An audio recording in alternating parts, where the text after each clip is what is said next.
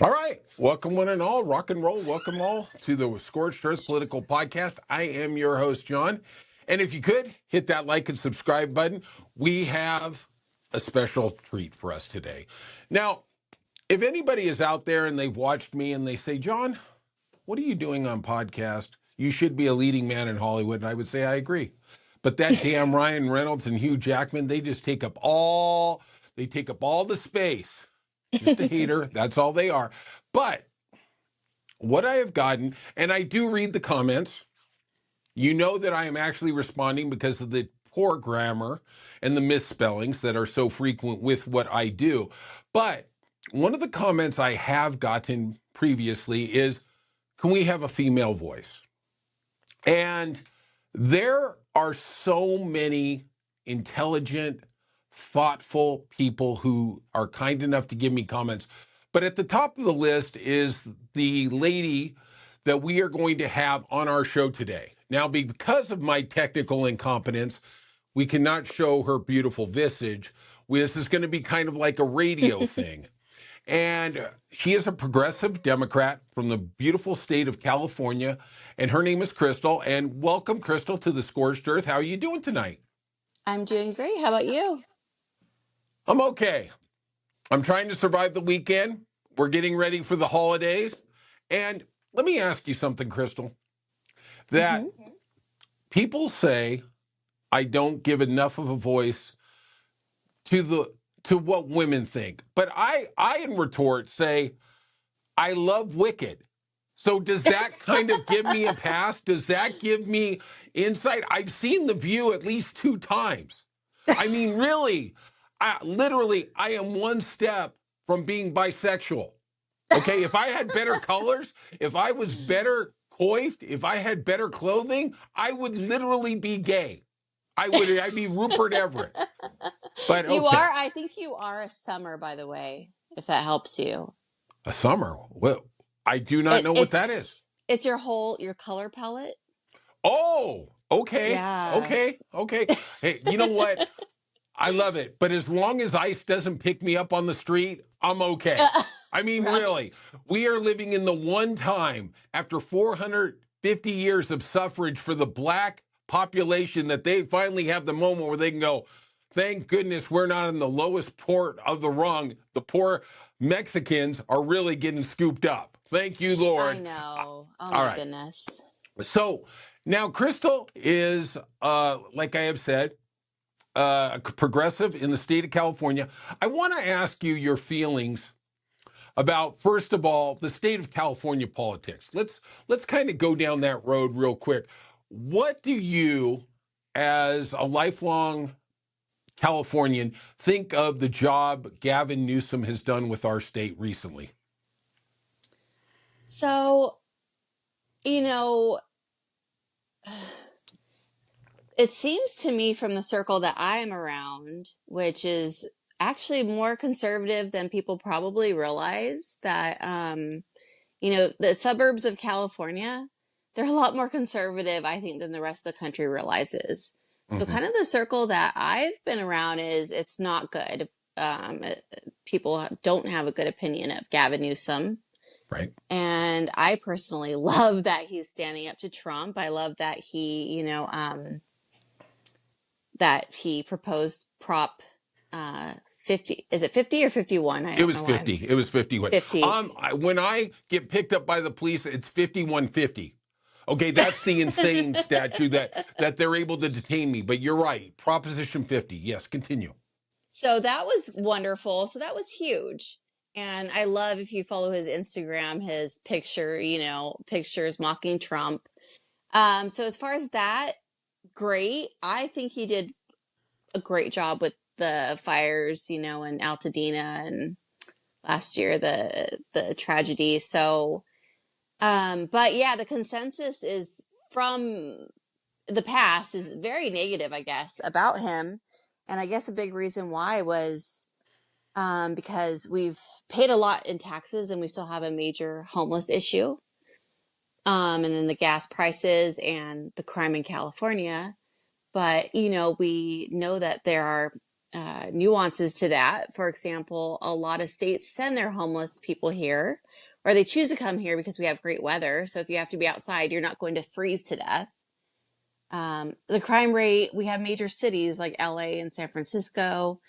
Obviously, we're going to have higher crime rate, for the population in bigger cities. So there's that.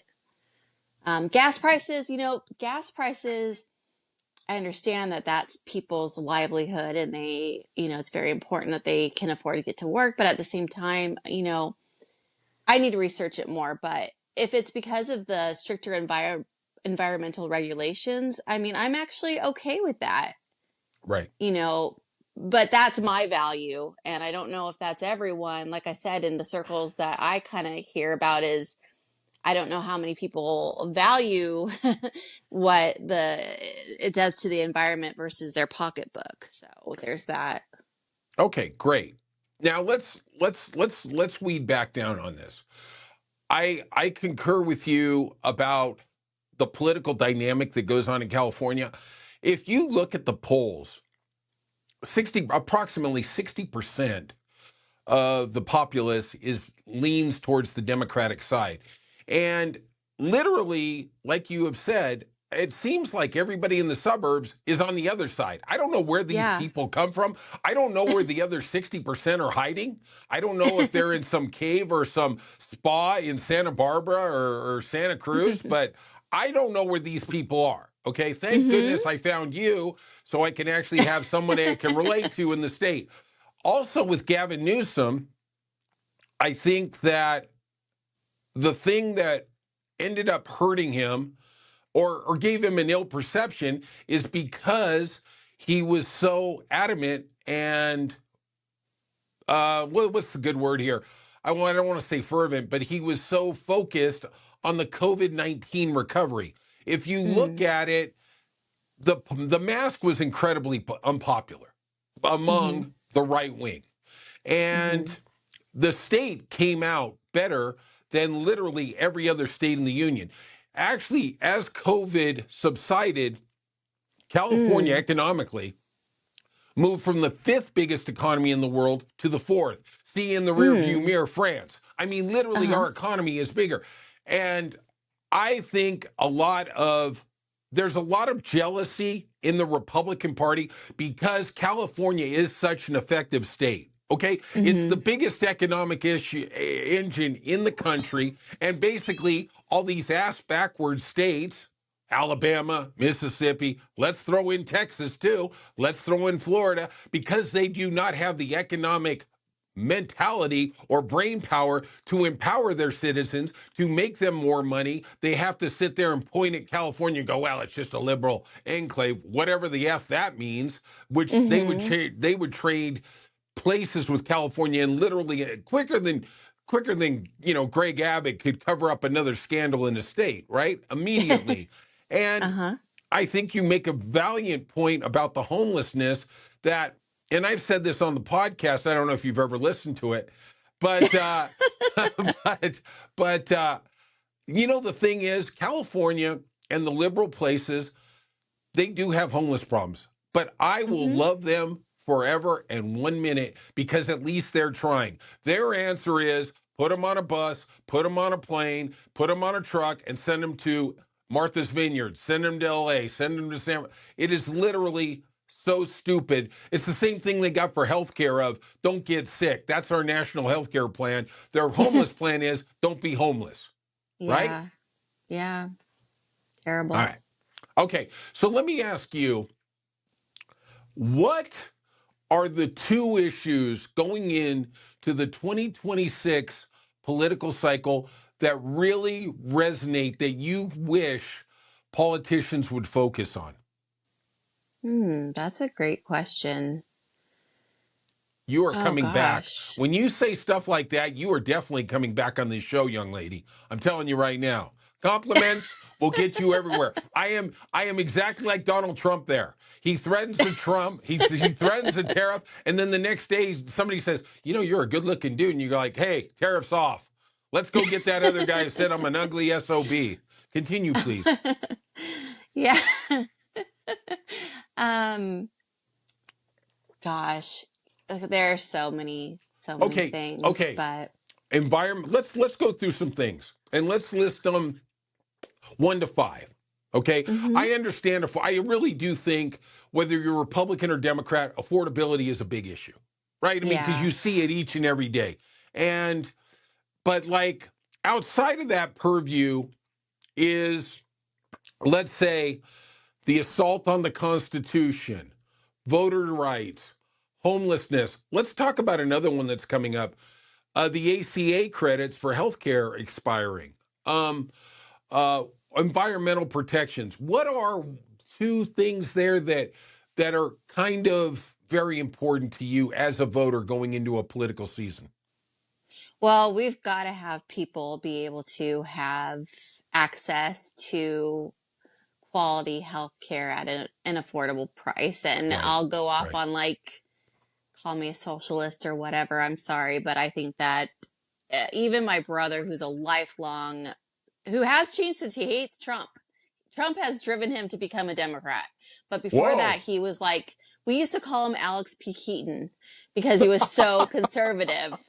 And right? Trump has turned him, and he also fell in love with a very liberal lady. But Okay, so he's changed. But even he said before he flipped, a country should take care of its people. We should have everyone should have health care. And I was shocked that he said that. So, wow. yeah, that's huge. I mean, if we can't eat, especially nutritiously, and we can't, go to the doctor, well, Right. like they say, your health is your only wealth. I mean, that's it. So, right? That's Sure. priority. I mean, isn't you're making a really salient point, and I do appreciate this, that Bill Clinton in his first campaign said, look, it's all about economics. Right? We hmm can wax poetically about a war or about this, but it's the pocketbook economics that literally drive an election, don't you think? I mean, like your brother, right? If Absolutely. he can be abstract. I think it's exactly what we're seeing with all these farmers in the last election 1 year ago who voted for Trump. And now the tariffs are literally destroying their economic livelihood. And they're saying, I didn't think it was coming for me. Right? Yeah.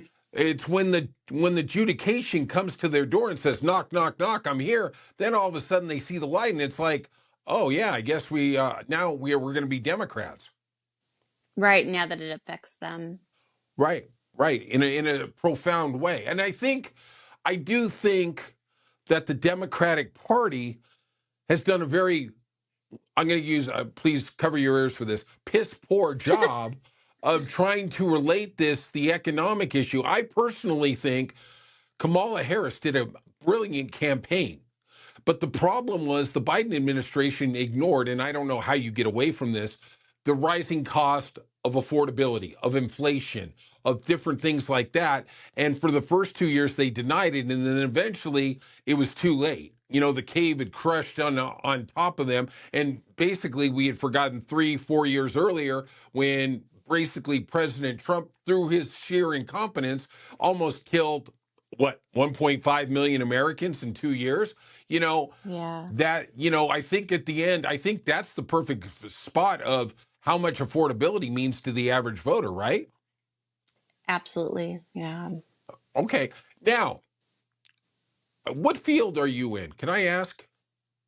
Yeah. I'm in healthcare nursing. Okay, you're in healthcare. hmm I'm going to ask you a question, and look, this is scorched earth. Okay, we're coming out of left field. Okay, so you lock and load here. Okay, I don't know if you saw this, but on Friday, as long as you keep laughing, you're coming back. God, my jokes get better and better the more you drink. But what I'm going to say is on Friday, the Trump administration, through the Department of Education that they are dismantling, put out a federal decree that nursing was not a profession. Now, They now, didn't. yes, they did. Okay, My okay. This is gosh. this is kind of like the spoiler alert at the end of Star Wars. Okay, I'm not going to tell you who Luke's dad is, but you're going to probably be able to guess. Don't, But because I've only seen one movie, but that's a whole I don't nother know if we thing. could be friends if you say that. But I okay, know. let's continue. let's continue. So what? And I started diving down, and I did a short about this tonight. And basically, by declaring that nursing was no longer a profession, right? That Uh-huh. women, or excuse me, people who go into nursing, go to graduate school to get an elevated degree of nursing, can no longer get student loans. They can now, let's dive deeper into it. 80% of nursing is made up of either women or minorities. Now, Mm-hmm. we know that that is not a demographic that is favorable to the Republican Party. And Right. I am sitting here, even though we are having massive shortages in the healthcare industry, and we desperately need people like yourself who are making America healthier and better, that they would rather see people suffer, die, not have adequate health care because politically they don't get the votes from them. What say you? Oh, is that what it is? It's a Well, that's political what I thing. think. I'm not saying I'm right, but I know I'm Uh-huh. right. I know I'm right, That is okay? absolutely disgusting. And it's actually shocking to me because you're not only hurting the nursing profession, who you're really hurting is the people because we have such a nursing shortage as it is. Excuse me. And there's a theory that it might not just be the fact that, at some point everyone's going to need a nurse versus like the population. It's also that nursing is viewed as not the most desirable profession. Most people leave within 10 years. Right. And the average age of a new nurse is actually about 40 years old. A lot of Wow. people make it a second career, yes, because Okay. they get burnt out of, a business position or whatever, and they want to go into something else. But it's a very difficult, I'm sure it's pretty common. Everyone knows someone that's in nursing probably or Hmm. healthcare, Hmm. especially nurse, like knows a nurse. Right. And it's extremely, challenging. It's a lot to deal with, but Well, most I'm people. go ahead. Oh, I'm sorry. No, So, pardon anyways, me. I'm sorry. So No, no, it's going to hurt. wait. Hold on. Let's get back to the nursing. Okay, Hmm. this is scorched earth. I have said this repeatedly. I think the two bedrocks of society are nursing and teachers. And if Hmm. somebody doesn't think that being a teacher or being a nurse, well, let's just say with the nurse with the Friday decree, is not a profession, you can go F yourself. And then when you get done with that, you can go double down on that FU. Because I have been in a hospital setting for 5 years. I was there in COVID. And let me tell you Hmm. something, medical personnel, nurses, even doctors, even sanitation, they are so abused in that system because here is what happens. Everybody wants answers on their timeline. They don't understand that there is a process, that Hmm. nurses and doctors, though they do magical things, are not gods and goddesses, and that they cannot, unfortunately, come to your beck and call and do everything when you want, how you want. And I think people are so used to being lazy, being privileged, whatever. When they come into the medical environment, they think my time is too valuable. I cannot be wasting it here because XYZ, and I want answers and I want them now. And I think it is insane what this culture is in nursing. Your thoughts? Mm. Yeah, I mean, but I also, that's interesting. Um, yeah, I'm sure it's a big part of it. I do also think that people, yeah, you have to advocate for yourself and your family. You do need to be, a big part Absolutely. of your own care. Yeah, Yes. but yeah, I do think if you don't give loans to nurses, who's going to Right. be able to become a nurse? Because frankly, you are not seeing people who are okay. Let's say if you come from a well-off family and Hmm. you're 18 years old and maybe you have a passion to help people, so you want to be a nurse. You're going to go straight to being a nurse practitioner, if not to a doctor. But some people really do want to be a nurse because they want more interaction with the people. Sure. But you're not going to be an LVN or RN because it's still a lot to deal with for lower pay and more work, quite Right. frankly. Right. So you're not going to get anybody. who, the middle class and lower, who are the majority of people who become nurses, that's our workforce. Most of our workforce is, fairly not coming from privilege, let's be honest. Sure. So you're not going to have those people. So if you want everyone to be a nurse practitioner, and they're not going to do that for less than, over, 150K a year. So Right. I don't know what they're thinking. And if you want to, like you were saying, the backbone of society is our teachers and nurses. Well, that's primarily female. Mhm. And that's because women, they've done studies, we're willing to put up with more and work for less. Absolutely. Absolutely. And I can tell you that although there's some excellent male nurses complain more, the ones that I've personally interacted with. Of course. They complain way more than the women, because they will not work for less. They feel Right. entitled because they're taught. I'm sorry to go into a whole No, continue. So Continue. I'm Please. kind of going into a whole This is scorched earth. You sociology. keep going. You keep going. You keep going. But it's, if you kind of want to bring some sociology into there, especially, you and I are like Gen X. So we grew up when, women were kind of taught to keep quiet and, obey. I don't know. You know what I mean? There's a lot like Well, first the of all, younger you're absolutely generation. correct. Hold on. Let's go down the rabbit hole here. It's the bullshit that women are taught of: be deferential, don't cause waves, don't do anything that's going to cast you in an evil light. It's funny when a guy is bold, when he is outspoken, he's considered a leader. When a woman does it, she's a rabble rouser. She is defiant. She doesn't want to get along with the old boys network. And utterly, it is total bullshit, right? That there is definitely a class system, and there's definitely misogyny that goes through it. And I will absolutely agree with you that, and I don't really think of myself as a misogynist, but I do honestly believe that there are professions that are better suited to each gender. I absolutely agree that there's a reason women are mothers, because they are more nurturing, they are more patient, they are more understanding, and I think those are qualities that are endemic and necessary to be an efficient nurse or healthcare provider. How about yourself? Absolutely. And actually, if you ask, personally, I've heard male patients tell me I prefer a woman. Absolutely. No, it's true. Yeah. Right? Because There are. my experience is when I was in the hospital setting, there was a point where the guy would just cut it off. Like, hey, I came in here, I brought your food. Oh, you want apple juice? Let me see what I can do. And that was code for F yourself. Okay? I don't care if you're paying 20 grand. Female nurses will try and go that extra foot. Yeah, you can call me sexist all you want, but I've seen it in front of me, straight up. How about yourself? Yeah, I totally agree. Of course, I don't mean to be sexist. It's not everyone. There's men that are like that, and there's women that aren't like that.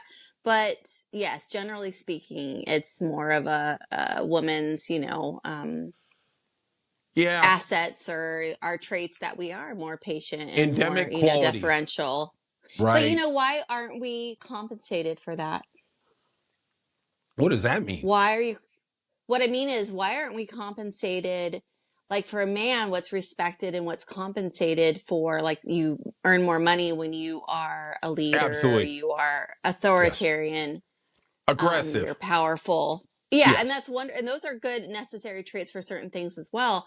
But why isn't being deferential, being caring, and being considerate, like we're not financially compensated? That's just for a woman, like just how you have to be, and it's expected. And I think it's because men are in charge and that's not their value. Or well, first of all, you're being way too kind. It's a whole thing. You're absolutely right about it's men in charge, and men want to take advantage of every situation they can. They view it as weakness. They view it as whatever they view it as, but they sit there and they say, oh, she's not asking for a raise. Cool. Just let her go. And it's, that's one reason I'm a huge advocate for unions, because it is so tough for an individual to go and bargain for their own financial reward. Let's call it that, right? It's a real difficult Mm-hmm. slope there. I wish everybody had a union, but we're not there yet. It is Yeah. what it is. But I do think you make a valiant and amazing point in terms of the perception is because they want to basically be team builders that they are considered a little less than, right? It's the Mm-hmm. rogue male who all of a sudden says F you, like me growing up, that is considered like he's got some special gift. All I had was mental instability. It wasn't diagnosed until later on. Okay. Thank you, the medicine. All right. All right. Yeah, right. You're You so have fun. been so generous, and I do hope, honestly, you come back. But let me ask you something. As you look out in the 2026 calendar, who do you like in terms of running for president? Is Gavin Newsom? Is there somebody else who's kind of sparking your interest? I'm not saying you're committing to it, but somebody out there in the political environment who thinks, wow, this could be something. Yeah, one of my best friends. Oh, oh. Now, for everybody who doesn't know, Crystal is going to be my vice president when I run for president in 3 years. And let me tell you what that's all about. It's because look, you all can see it. It's just a pretty face here, okay? There's not really a lot behind the skin here, okay? She's going to do all the heavy lifting. You can tell from this conversation, she's the acerbic, she's the intelligent one. I'm just the Robert Redford in the candidate, okay? I'm just the good-looking guy. You may have a hard time linking that up, but, take some more drinks, you'll figure it out. I really enjoy, I am really thinking Gavin Newsom, who has to give up his term. Let me ask you a real quick question. Do you think Kamala Mhm. Harris made a mistake not running for governor in California in 2026? Oh goodness, I don't know about that. Probably. I mean, I know people here probably most people here wanted her to be president, Right. so Well, yeah. I think she made a terrible mistake this, and I really haven't riffed on this, but she is literally like a Ronin. I think she's an incredibly competent lady. I think she ran a great presidential campaign. But the problem is in the Hmm. presidential world, when you lose, nobody's coming back to you. We're not bringing it back. I understand Mm, Donald Trump had a little different hold on the Republican Party. Okay, that's bullshit. Kevin McCarthy going down to Mar-a-Lago and giving him redemption. That's the only way he saw it back. But for me, Kamala Harris, I thought she should become governor. At least she had a platform to show people things she's accomplished instead of hmm. she's so closely linked to Joe Biden. There is a negative taint on it right now. And I think it's too late to go, well, I disagreed with Joe on this, but I didn't say anything. I don't think politically, and I would love to see her as president. I think it is long overdue that we have a female president in this nation of misogynist and racist and sexist. But let's move off of Hmm. that for a second. I do think she made a terrible mistake not taking that platform. Look, that lady can have her own journey. She doesn't need me to be a political consultant, right? I'm doing this podcast out of my basement. So, yeah, take my advice. Hey, Kamala, like and subscribe. Don't worry. But I'm just saying that in this political environment, you have to have a platform where you can say, look what I accomplished. And I just don't think that that amazing politician has that anymore. What are your thoughts on her? Mm, yeah, I think so. I mean, and as much as I'd love to see a female president too, I mean, we all know that there are certain people, women included, that will not vote for another woman to be president. So that's Yeah. one thing against her right there. I'm going to tell you something Yeah. that I saw in the last election, and you don't have to agree with this, and personally, it's going to be politically divisive. Is Hmm. I like Pete Buttigieg. Okay, I think he is a talented Mm. professional. He will never be president. He will never be Hmm. president, and the reason is the same problem on a slight taint that Kamala Harris had. I have African American friends. They will not vote for a gay person. And just like we Oh, saw in the exit polls last year, black men overwhelmingly did not vote for Kamala Harris. There, really? yes, it was like 40 to 60 coming out of the polls when Mm. typically black African American men would vote for the Democratic candidate 75-25. It was a 25-point Uh-huh. swing. Because, and I remember Wow. they ran out the campaign of Magic Johnson. They ran out all these NBA and NFL stars. Don't vote for the black woman, vote for the black woman. And it still didn't resonate enough that could have been the difference. We have elections where they are razor thin differences. I mean, really, Mm-hmm. Donald Trump in this last election where he carried the quote unquote 7 swing states, it was only 200,000 votes in 7 states. I Mm. mean, it's still a razor thin thing, and Mm-hmm. I that's all right. I went off on my rant. I'm not expecting you to say, you know what? I'm going to move on to something else. As we get out of this podcast, and I do hope you rejoin us again, um, I'd love to. is wow. All right, let's mark that down. I got to get my producer to mark that down. I don't know if she has your contact information, but let's go on with that. I I think As we can get a we hold of her. I hope so. I hope so. My producer's the best, but I don't know. I don't know if she can pull that rabbit out. What did you quickly think about Marjorie Taylor Greene resigning from the House of Representatives? Oh my goodness. That was really, she's really been making the headlines, huh? She sure Very has. dramatic. And I know they say don't trust her, don't think all of a sudden she's, changed so dramatically, but the rumor is that she wants to be on TV, that maybe she's been asked to be, a host on something, probably on Fox or whatever. So Mm-hmm. that's what I think that's the reason why she's flipping the script, and probably why she wants to be a little more moderate and, get more fans. So that's probably what's going on with MTG. Okay. But Yeah. yeah, Go ahead. I give her credit for speaking out and staying strong and, you know, speaking out against the orange buffoon.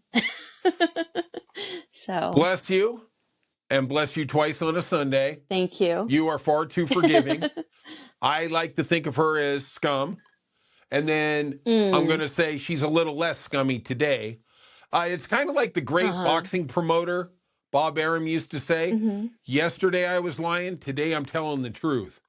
That's Marjorie Uh-huh. Taylor Greene, and I'm going to tell you what I think is going on there is she has some Uh-huh. poll numbers of how bad it is going to be this year. Donald Trump, a year ago, she wanted to be in his cabinet. He said no. 2 months ago, she wanted to run for Mm. governor of Georgia. He said no. Last month, Oh. she wanted to run for Senate. He said no. I do think she is trying to Mm. find a path to run as an independent for the Senate in Georgia against the great John Ossoff, the Democrat, who is, it's obviously being a Democrat in Georgia is going to be a precarious race to begin with. We shall see. I Mm-hmm. personally think she didn't see any political future above going Mm-hmm. forward, or, and then Mm. this is her only way. And I do think she would be brilliant on TV. She says Mm-hmm. outlandish things. She is engaging. You literally look at Uh-huh. her and go, wow, that lady is off her meds, but let's go, girl. Let's go. You roll the Right. tape. Don't Let's stop the tape. Okay? All right. Right, what's she gonna say now? What's Uh-huh. she going to say now? What's she going to say now?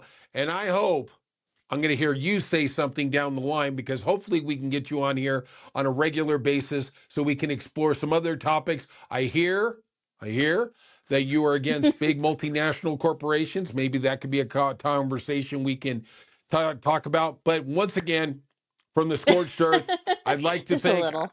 I'd like just a little, just like Donald Trump's a little corrupt.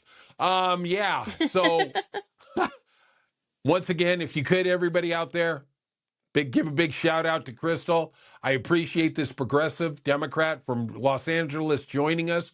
And if you could hit that like and subscribe button, leave some comments. Tell me how funny I am. Okay, that would be really wonderful.